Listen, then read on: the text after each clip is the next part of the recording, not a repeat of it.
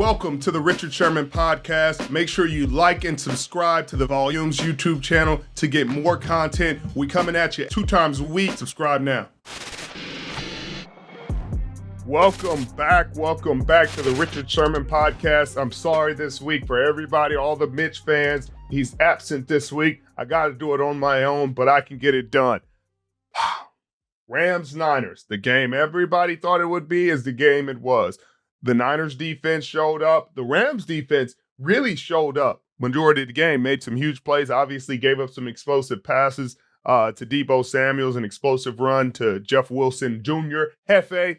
But overall, I think it was a great game. The big deciding factor was the turnover by Matt Stafford to Talanoa Hufanga, who's playing at an all-pro level. Like, how do they keep finding these guys? This secondary, this defense is the best in the league best 3.1 yards per play. Like, that is insanity. I mean, if they can keep up this clip, this will be a historic defense. This defense is primed to be one of the best right now in NFL history. I mean, if they can keep up this clip, it seems unsustainable, but with the talent they got, Nick Bosa had 14 pressures in the game. 14, am I reading that right?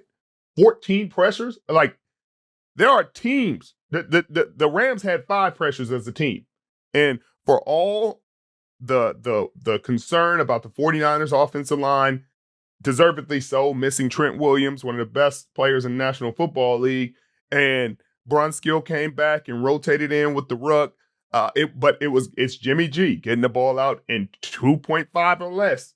Like, every time he's getting the ball out in 2.5 or less. Obviously, he has some throws he want to have back.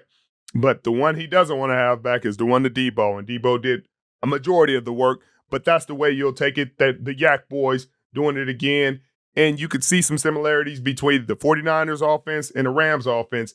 The difference was the pressure.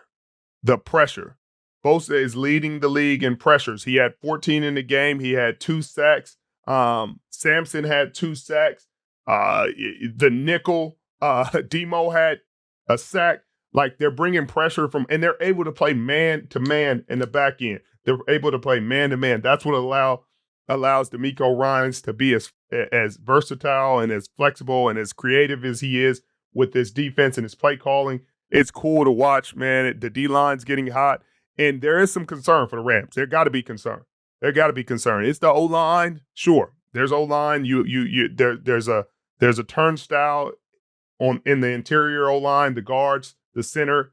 I mean, there's a lot of uncertainty there. That is the Achilles heel to just about every contender but the Philadelphia Eagles, is the offensive line. The difference in this game, 49ers were able to work around the offensive line, still get a win. The Rams, not so much. And the concern really is Cooper Kupp had, I think, 19 targets. He caught 14 balls, 122 yards. Good game for Cooper. He's a good player. He's a really good player, Triple Crown winner. You can see all the talent, but they're not looking for anybody else. That's a concern. You're not looking for anybody else. Allen Robinson has 9 catches for 95 yards and a touchdown. That'd be a good game stat, but we're 4 games in, and that's his season stats. That's concerning. Matt Stafford had a solid, okay game, but no touchdowns, 1 interception, and the 1 interception was a pick 6. Without that, it's a 14-9 ball game, and who knows what happens at the end. But that's concerning. He's got 4 touchdowns on the season, 6 interceptions. You can attribute it to that elbow injury or whatever you want, but that has to change. He has to get other guys involved. I mean, are they just going to wait until Odell Beckham Jr. is ready to play and then say, hey, now we can run our full offense? Maybe. But they have bigger concerns. They have a ton of talent on that defense. You know, you got Jalen Ramsey. You got my boy Bobby Wagner. You got Aaron Donald, 3-time Defensive Player of the Year. But you are still having issues offensively. Like, the defense can't do it all themselves. They can't get all the stops. They can't have those missed tackles. I mean, you have Troy Hill got hurt earlier this season. You have injuries in the back end. So you have to be able to cover that up with pass rush. And we're not getting the same production out of Leonard Floyd as they did last year when they had Von Miller and that crazy attack that they had. I mean, that's the thing that's going to have to change. Good luck. Good luck with that. I mean, the whole NFC West is 2-2. I mean, if that's not parity, what is? But they are not all created equal. The 49ers are clearly the class of that division, but hey, everybody's in the race. The Seahawks are playing well with Geno. Geno's doing his thing. If they can find a way to tighten up that defense, I mean, this is going to be a fun ride at the end. But who watched the Kansas City Tampa game? Great quarterback play as expected. Not the defensive battle that, I kind of expected it to be. I expected Tampa's defense to make some plays and to be disruptive, and they gave up 41 points. So different game than I anticipated it being. But, man, he keeps finding a way. Andy Reid and Pat Mahomes keep finding a way to get it done without Tyreek. Now, this is one of the, everybody talks about the A-Rod and Devontae breakup and how, both of them are probably like, man, buyer's remorse, seller's remorse. Everybody wishes we could just, get in a time machine and go back like old times and do our thing. But this situation with Tyreek and Pat Mahomes, and it seems like win-win for both sides. Tyreek Hill is leading the league in receiving yards, 477, and Pat Mahomes is passing and divvying it out to everybody available. They're spreading the ball around. They seem to be tougher to stop without Tyreek because there's nobody to focus on. And Pat Mahomes does not seem like he has a care in the world who he gives the ball to or who scores. Early in the season, I mean, Justin Watson got one. Juju gets it. McCole gets it. Obviously, Travis Kelce is going to get it. He's giving it to the backs. Jerick McKinnon and Edwards-Helaire. Like, everybody seems to get involved. Marquez Valdez-Scantling.